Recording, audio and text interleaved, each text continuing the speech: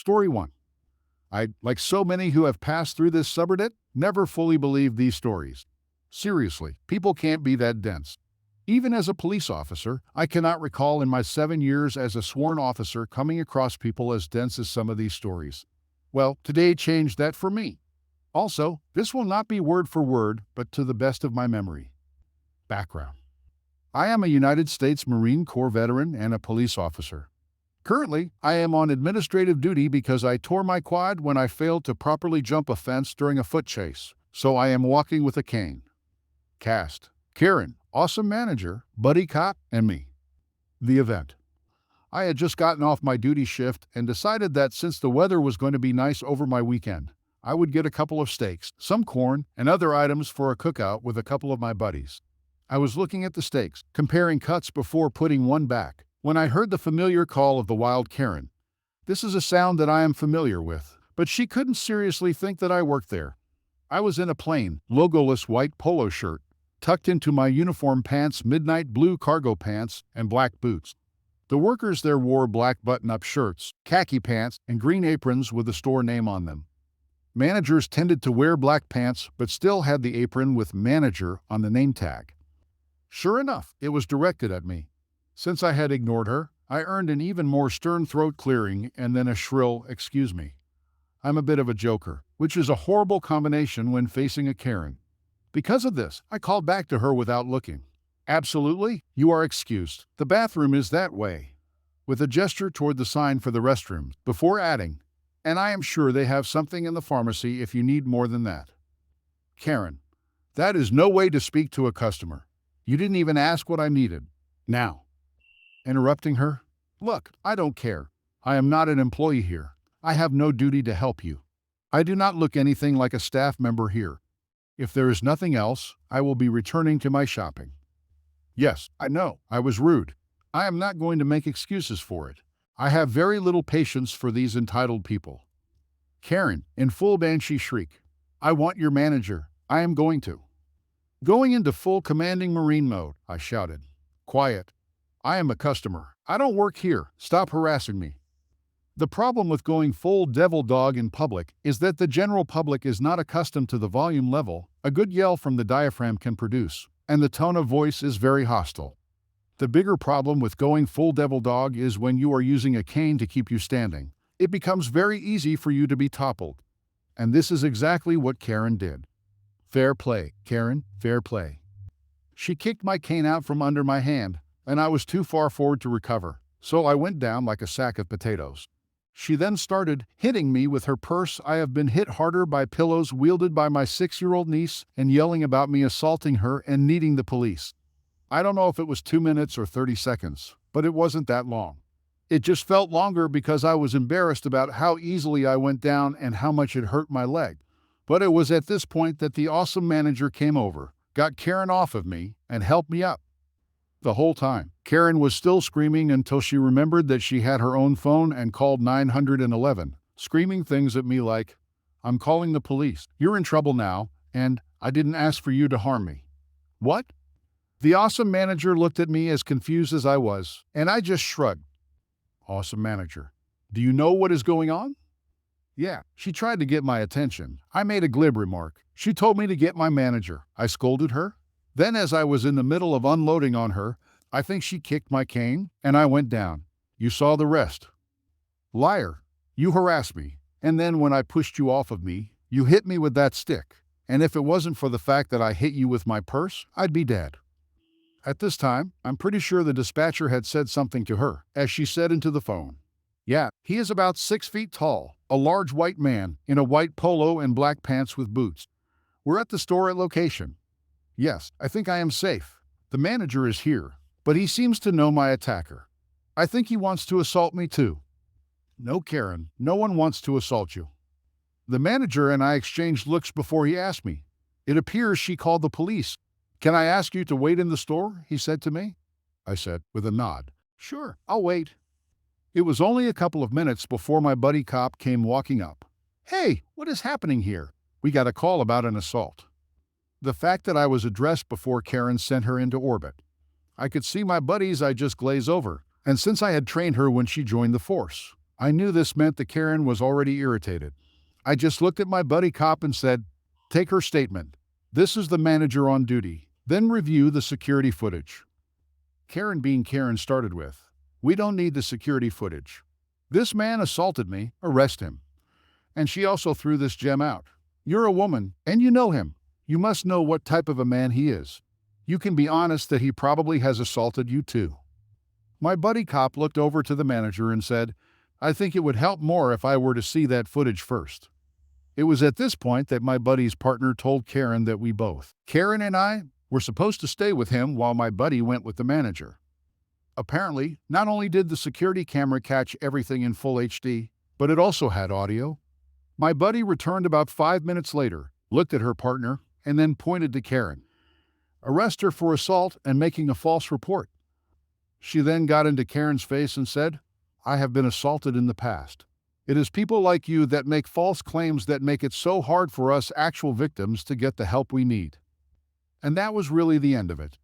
The amazing manager helped me get the rest of my things for the grill out, and I got a nice 25% off coupon. Story 2. I'm a college student going into my sophomore year. I just moved back into my apartment a few days ago since classes are starting back up soon. Of course, my friends and I threw a small party at my place since we haven't seen each other all summer. It was pretty early in the evening, so nobody had shown up yet. My roommate and I were sitting on our balcony drinking lightly, and the girls in the apartment directly above us were also out on their balcony. Naturally, we started talking to each other from our respective balconies, and I ended up inviting them down to my place. They came down, and since there were now more people than planned, we had to go get more drinks.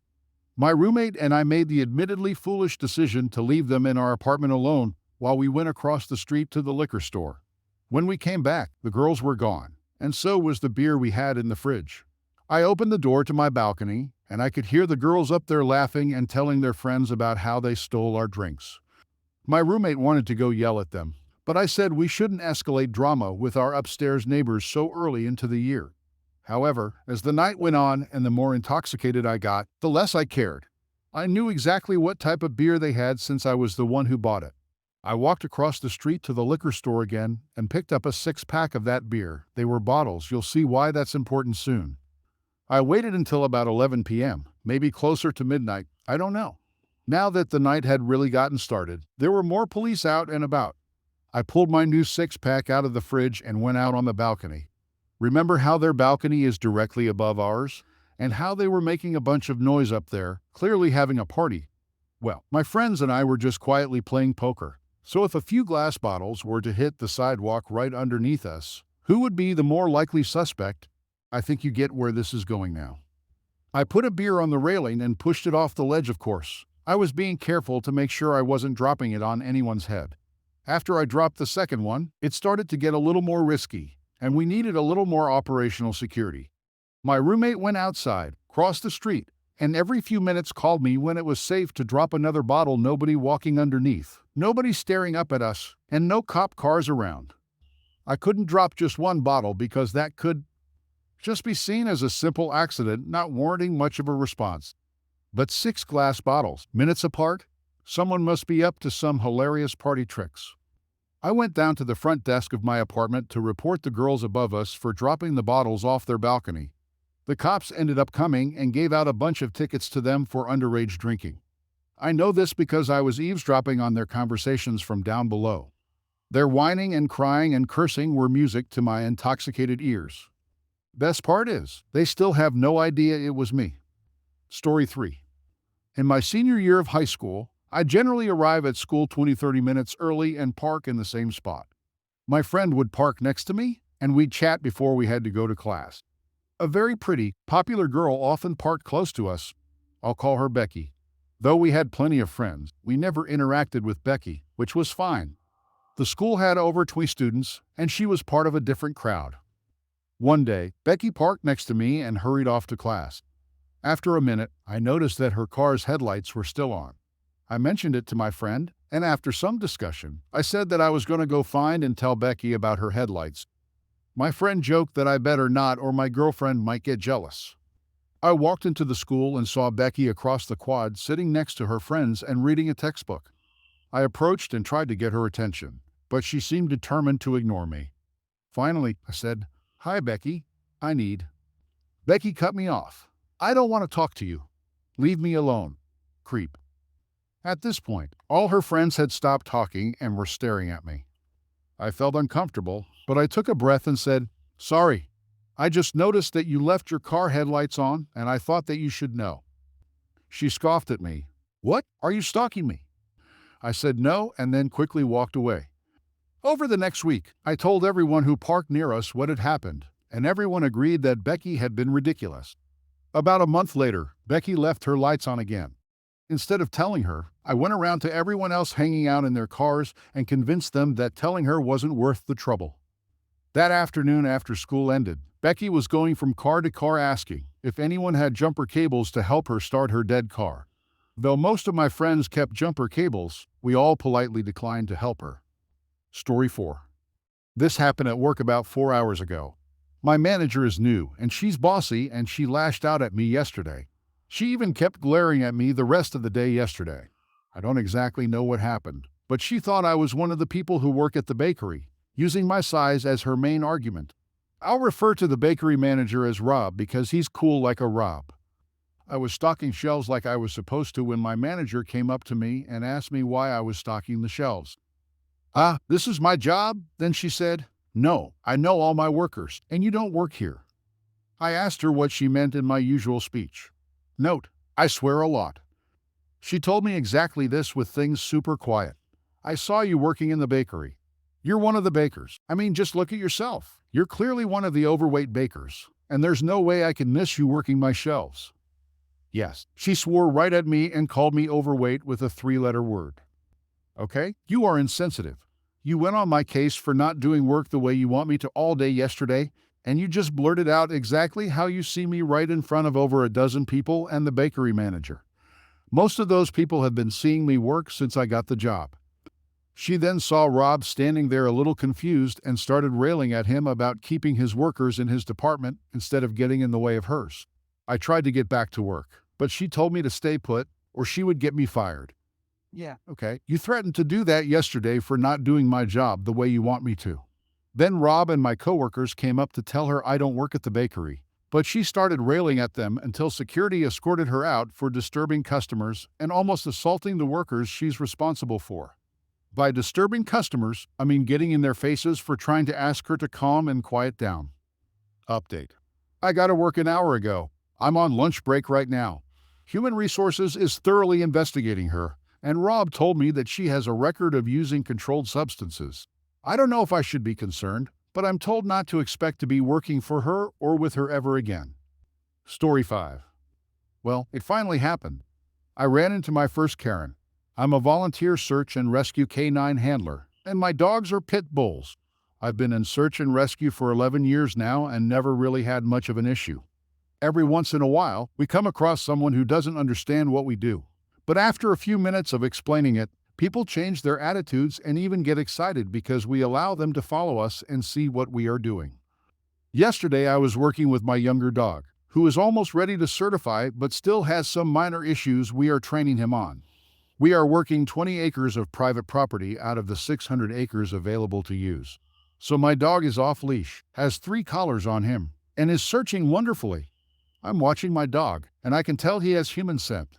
There is obvious body behavior you can see when a dog is in scent versus not. He's working around a large wood pile about 100 yards from me when he takes off over a ridgeline. A few minutes later, he comes back and jumps on me, which is how he tells me he has found someone. I start to follow him when I hear a lady yelling. By this time, my dog has come back again and told me again he found someone.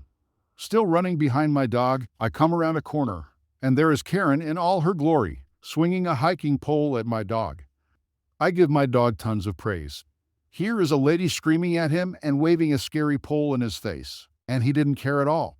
He did his job very well. That's what I want to see in my dogs. Karen, how dare you let your dog off leash? Me. Sorry, ma'am. I'm with Search and Rescue, and we have permission to train our dogs off leash. Karen. No dogs are allowed off leash. Your dog is dangerous. Me. Ma'am, you are on private property. My dog is training to find missing people. Karen then whips out her phone and starts recording me. Karen, you think this behavior is acceptable? Me. Yes, that is his job. Karen, I demand to speak to your supervisor. Well, how my team works is we have senior members. We technically have one person in charge of the team, but we are considered supervisors and in charge of everything. We have full rights to speak on behalf of the team, dismiss people for dangerous behavior, make decisions, etc. Me, I am the supervisor. Karen, there must be someone above you. Me, actually, no, there isn't. I'm sorry you are upset, but what happened is what my dog is supposed to do. Karen, you should ask people before you let your dog run up to them. Me, you are trespassing on private property. You shouldn't be here. Karen, what's your name? Me, X. Karen, your last name? Me, you don't need that.